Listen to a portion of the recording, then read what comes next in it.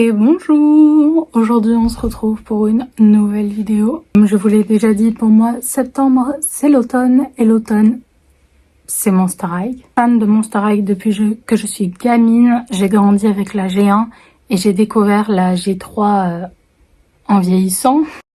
Et j'aime aussi la G3, je trouve qu'elles sont différentes mais qu'elles ont toutes les deux quelque chose de différent à apporter qui est bien et qui revient aux mêmes valeurs et du coup c'est cool. Aujourd'hui je vais vous parler seulement de la G1 parce que j'ai envie de vous faire un petit top 5 de mes films préférés Monster High. Faut quand même savoir que je les aime tous énormément et que ça a été dur de devoir ne pas en mettre dans le classement.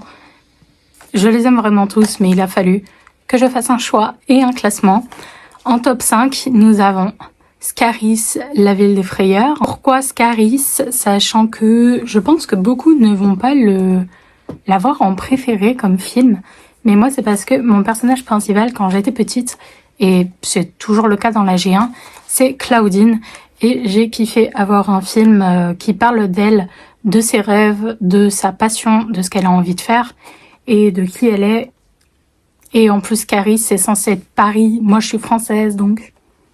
Même si je déteste Paris. J'aime beaucoup que la mode c'est pas la mode c'est pas la tendance, le style, la mode, cette différence-là, que en fait recopier ça ne sert à rien, qu'il faut s'exprimer comme on est, etc. Et comme j'étais absolument pas une petite fille tendance quand j'étais petite, du coup, j'étais vraiment pas une enfant qui suivait la mode, etc. Et on me le faisait clairement ressentir et on me le disait clairement en fait. Ce film, il m'a juste donné envie d'être Claudine et donné envie d'être styliste. À l'époque, je voulais être, mais mes talents de couturière et de dessinatrice m'ont un peu mis des bâtons dans les roues. J'aime l'histoire d'amour de Rochelle dans ce film. J'aime le côté très romantique de Scaris, alors que bon, quand on sait de quelle ville c'est censé être, c'est un peu drôle. J'aime Cloud, il est trop mignon dans ces films. J'aime l'apparition de Skeletor et Jennifer. Deuxième position, les reines de la crime. Bien que j'aime aussi énormément Pourquoi les ghouls tombent amoureuses. C'est celui-là que j'ai choisi de mettre dans mon top 4. Pourquoi? Pour le message qu'il y a derrière. À la base, la crime, c'est un jeu qui est réservé uniquement aux garçons. Et au final, les filles, les ghouls viennent changer ça. Elles montrent de quoi elles sont capables. En fait, elles montrent que yes, l'égalité entre les genres, les sexes, etc., ça n'existe pas. Nous, ce qu'on veut, c'est l'équité. En fait, on peut faire les mêmes choses, mais de manière différente. Parce que, alors, attention, cette vidéo va être du spoil complet sur tous les films, donc j'espère que vous les avez vus. Quand les ghouls reprennent l'équipe de Cloud, après qu'ils se soient tous fait briser les jambes, là, elles commencent en gardant les armures, la tenue des garçons qui sont lourdes, qui sont pas leur taille, qui sont pas faits pour leur déplacement. Elles y arrivent pas.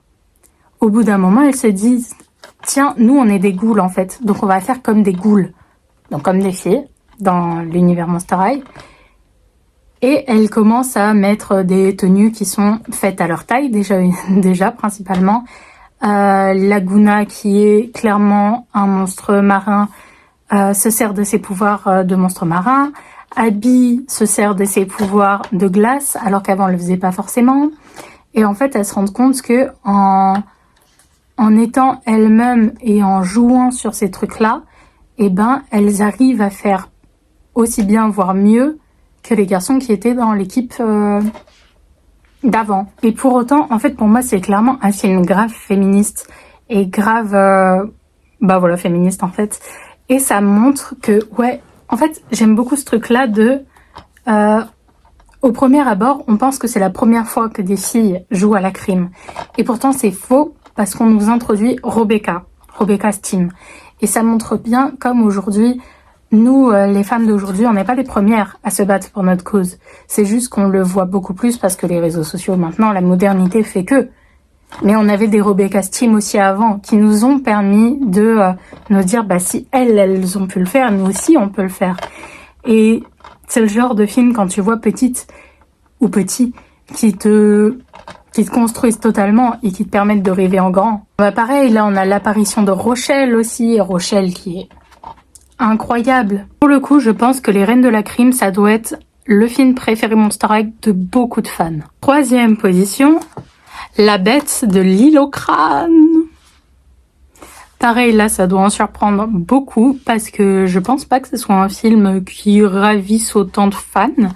Mais moi, je l'adore, principalement parce que je suis amoureuse d'Andy.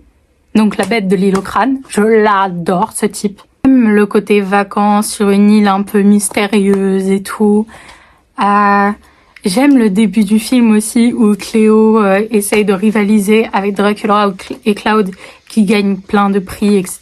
Parce que Cléo being Cléo finalement. En fait, j'aime beaucoup, à chaque fois, c'est les messages qui sont transmis à travers ces films. Et pour le coup, celui-là, c'est un message de on peut être un monstre parmi les monstres. Et c'est ce que Andy ressentait. En fait, même en trouvant Monster High, il met un moment avant de comprendre qu'il a sa place là-bas parce qu'il se sent comme un monstre parmi les monstres. Parce que son problème à lui est plus compliqué à gérer que celui des autres. Je sais pas ce que vous en pensez, mais moi je l'ai revu récemment, genre il y a 2 jours ou 3 à peu près. Et je me suis pas mal identifiée à Andy sur le truc de pas savoir gérer la colère et l'anxiété, etc. Ça ressemble vachement à un trouble psy, voire même si on va très très loin au borderline par rapport à la colère, etc. Et comme moi je le suis, bah ça m'a fait plaisir en fait d'avoir un personnage auquel on peut s'identifier. Que oui, il n'arrive pas à gérer ce côté-là très colérique de lui, mais pour autant ça ne fait pas un personnage méchant ou dangereux. Il l'est jamais. Et c'est ça que j'aime bien, c'est parce qu'on pense souvent que les gens aux troubles psy ou borderline sont dangereux ou toxiques ou méchants, etc. à cause de leurs troubles, alors que c'est en aucun cas le cas. On peut très bien avoir des problèmes d'anxiété, des problèmes de colère, sans pour autant que ça se répartit sur les autres. Et on peut travailler dessus aussi. Et c'est pour moi ce que montre Monster High à partir du moment où on a des gens qui nous tendent la main et qui veulent notre bien, on peut réussir à faire pas mal de choses. Top 2, celui-là va ravir les fans d'Halloween. La fête des ghouls. Ah là là, c'est un de mes préférés celui-là. Vraiment. Et c'est celui, je crois, que j'ai le moins vu avec La Bête de l'île au crâne lors de mon enfance. Parce que bah déjà, j'avais pas le DVD. Et c'est tout. J'avais juste pas le DVD en fait. Elle, qu'est-ce que je l'aime? Déjà, Halloween. Halloween, moi, c'est ma fête préférée. Tout comme Samhain est un de mes sabbats préférés. Mais ça, on parle pas de Samhain dedans, hein. Quoique, il y a peut-être des références. Faudrait que je le re-regarde. C'est prévu. Je vais le regarder en octobre, c'est sûr. Là, pour moi, c'est clairement un film qui parle de racisme, tout simplement. Sous le terme de monstre pour les élèves de Monster High, face aux normaux qui sont finalement des humains mortels comme nous le sommes dans la vraie vie. Et j'ai trouvé ça incroyable. Et par la métaphore, on peut passer des bordels de messages trop bien. C'est en fait, les normaux sont dirigés par la peur de l'autre, tout comme les monstres sont dirigés par la peur des humains, mais d'une manière différente.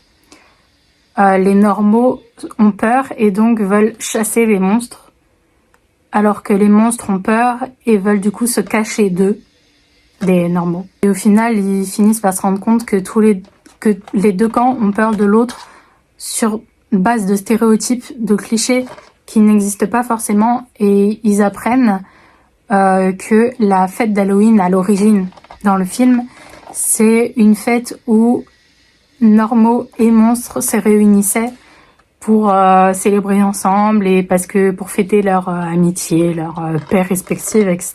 Et pareil, je pense que si c'est un film que tu vois quand t'es petit, après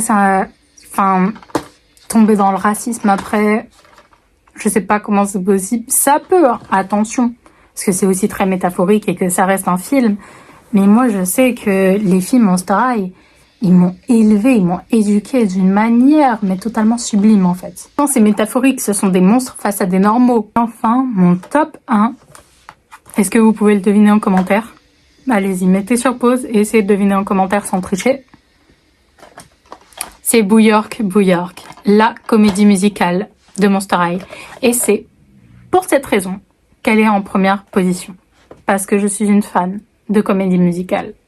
Peut-on parler un instant de la chanson de rupture de Cléo et Deuce?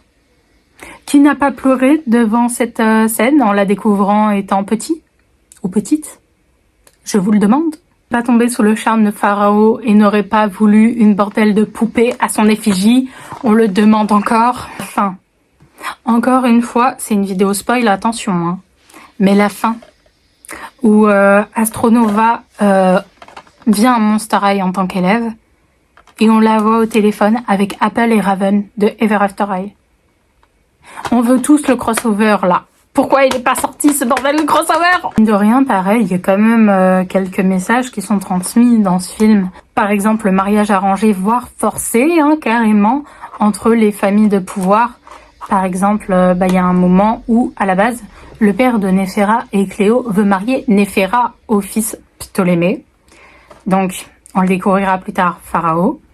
Sauf que Néphera, qui a son truc de grande sœur, a dit « J'ai pas envie de me marier à n'importe qui, moi, prends Cléo plutôt. » Et à deux, ils arrivent à manipuler Cléo pour qu'elle accepte, pour qu'elle même cède et dise oui au mariage arrangé avec Seth Ptolémée. Très bien, pendant cette cérémonie de fiançailles qui sont tous les deux extrêmement tristes, qu'ils n'ont pas envie de le faire.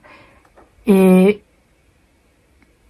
je pense que c'est évident que ça représente bien les mariages arrangés voire forcés qu'il y a dans certaines sociétés et cachés selon les situations. Excusez-moi si vous entendez une alarme, visiblement une voiture est en train de sonner. C'est la fin de ce top 5 et donc la fin de cette vidéo.